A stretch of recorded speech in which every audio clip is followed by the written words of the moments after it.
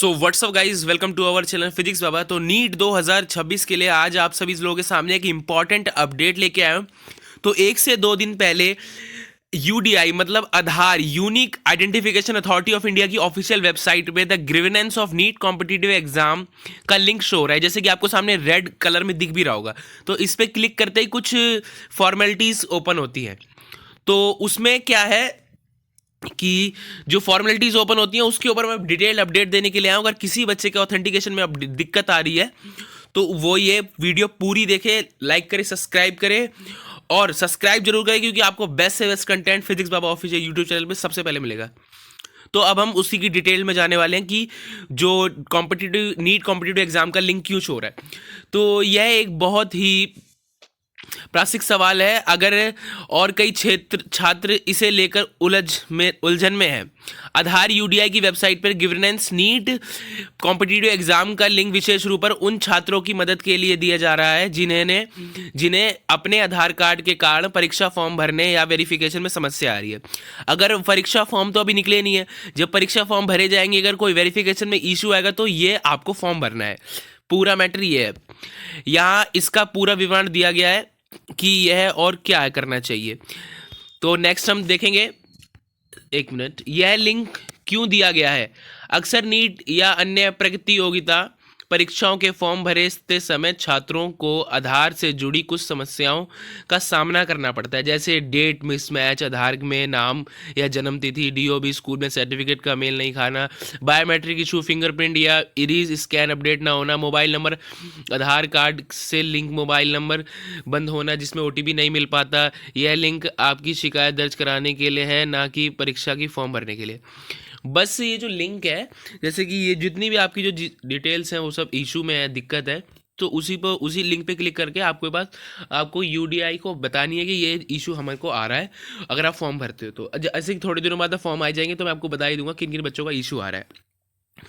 तो अगर आपका आधार एकदम सही है तो आपको इस लिंक पर कुछ भी नहीं करने की जरूरत है, आप सीधा नीट की आधार की वेबसाइट पर जाकर अपना फॉर्म भर सकते हैं। ठीक है, बता रहा हूँ, अगर आपका आधार बिल्कुल सही है, कोई भी दिक्कत नहीं है, मिसमैच नहीं है, सब कुछ सेम है, सब कुछ 10th की मार्क्सशीट से सेम है, तो आपको कुछ भी करने की जरूरत नहीं है, कुछ भी नहीं करना। आपको सीधा नीट की ऑफिशियल वेबसाइट पर जाके फॉर्म भर देने का है।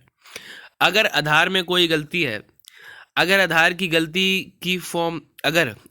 गलती की वजह से आपका परीक्षा फॉर्म सबमिट हो नहीं पा रहा है, तब आप इस लिंक पर अपनी शिकायत दर्ज करा सकते, गिवन दे सकते कि इस आधार में मेरा ये आधार है, आप ये मुझे बताइए कि मेरे को दिक्कत क्या क्या शो हो रही है। मतलब कि आधार कार्ड ने खुद ही नहीं बता दिया कि अगर नीट का फॉर्म भरते हो कोई समस्या आ रही तो नीट के जो हमने रेड कलर का लिंक दिया उस पर बता के आप अपनी समस्या बता सकते हैं कि क्या क्या हो रही है, तो हम उस पर फिर संज्ञान लेंगे। तो फिर आपका फिर आधार कार्ड सही होगा, फिर उसके बाद आप अपना फॉर्म भर पाएंगे। अगर वेरिफिकेशन फेल हो रहा है, अगर परीक्षा पोर्टल पर आधार कार्ड ऑथेंटिकेशन फेल हो रहा है तो यह शिकायत करें ताकि यूडीआई उसे प्राथमिकता पर ठीक करे। अगर वेरिफिकेशंस में कोई दिक्कत आ रही है तो ही आप इस लिंक पे क्लिक करके, यूडीआई की ऑफिशियल वेबसाइट पे सबसे ऊपर आ रहा है, लिंक पे क्लिक करके अपनी समस्या बता सकते हैं।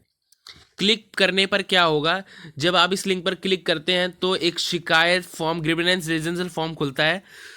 वह आपको अपनी व्यक्तिगत जानकारी देनी होती है, व्यक्तिगत जानकारी जो समस्याएं वो देनी है। शिकायत का प्रकार, क्या कैटेगरी है, क्या ऑथेंटिकेशन में दिक्कत आ रही है, फ़ोन नंबर चेंज नहीं है, ओटीपी नहीं आ रहा, या इरीज मैच नहीं हो रही, फिंगरप्रिंट मैच नहीं हो रही, वो सारी डिटेल्स आपको इसी पर देनी है। ठीक है, अपनी समस्या का विवरण लिखना होगा, संक्षेप में लिखना होगा।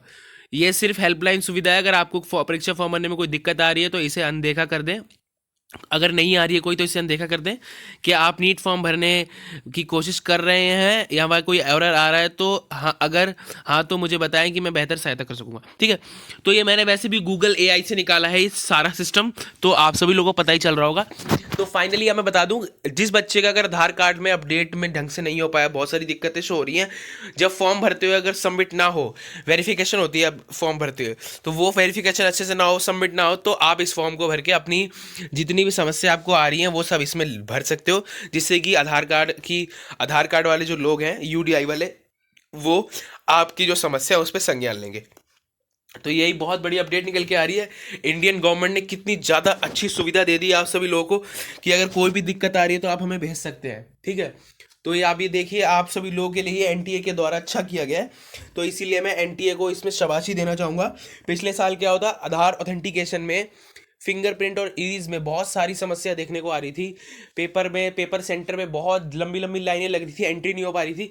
तो इसीलिए ही एनटीए ने ये पहले ही कर दिया है कि अपना बायोमेट्रिक्स, इरीज और अपना डेट ऑफ बर्थ, अपना नेम और अपना फादर नेम, मदर नेम सब बिल्कुल, और अपना आधार कार्ड, ओटीपी सब बिल्कुल परफेक्ट करा के रखें, जिससे कि आपको कोई भी समस्या का सामना ना करना पड़े आधार के लिए।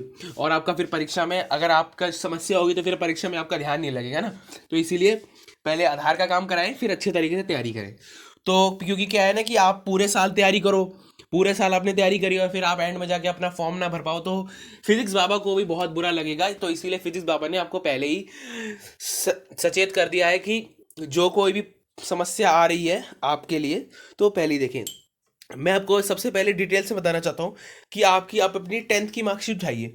जो भी बच्चा नीट का पेपर दे रहा है वो 10th तो क्वालिफाई होगा, 10th की मार्कशीट उठाइए, सीबीएसई बोर्ड या फिर यूपी बोर्ड, राजस्थान बोर्ड, कोई से बोर्ड की हो। उसमें आप अपना नाम चेक करिए, जो स्पेलिंग आधार कार्ड में है वही स्पेलिंग जो स्पेलिंग उस बोर्ड के मार्कशीट में वही स्पेलिंग आधार कार्ड में होनी चाहिए। मम्मी पापा की जो स्पेलिंग उस मार्कशीट में हो वही स्पेलिंग आधार कार्ड में होनी चाहिए। ओटीपी का नंबर उसमें जुड़वाइए अगर नहीं जुड़ा है तो, क्योंकि ओटीपी आना बहुत जरूरी है। सेकंड बात, डेट ऑफ बर्थ जो मार्कशीट में दे रखी है वही date of birth Aadhaar card में होनी चाहिए, बिल्कुल सेम टू सेम होना चाहिए, डिफरेंट बिल्कुल भी नहीं होना चाहिए। और सबसे ज्यादा मैंडेटरी आधार कार्ड ही है वेरिफिकेशन के लिए। ये कहीं आप सोच रहे हो कि हम pan card, voter ID card ले जाएंगे तो हमारा वेरिफिकेशन हो जाएगा, सबसे इंपॉर्टेंट आधार कार्ड ही है वेरिफिकेशन के लिए। तो तभी तो यूडीआई ने इसका लिंक जारी किया है, गिवर्नेंस ऑफ नीट कॉम्पिटिटिव एग्जाम, तभी तो इतनी बड़ी अपडेट आई है। कोई भी बच्चा आधार को अपडेट कराए बिना पेपर देने ना जाए, पहले ही बता दे रहा हूं। चाहे उसका 5 साल से अपडेट ही ना हुआ हो, अपडेट कराए, सब कुछ सारी चीजें सही हो, फिर भी वो अपनी इरीज और फिंगरप्रिंट अपडेट कराए। बिना अपडेट कराए पेपर देने जाना ही नहीं है, ठीक है? नहीं तो आपको ही समस्या होंगी। तो यही इंपॉर्टेंट अपडेट आप सभी लोगों को बताने के लिए आया था। ऐसी अपडेट लेते रहे, प्लीज लाइक करें, सब्सक्राइब करें, शेयर करें। जय हिंद, जय भारत।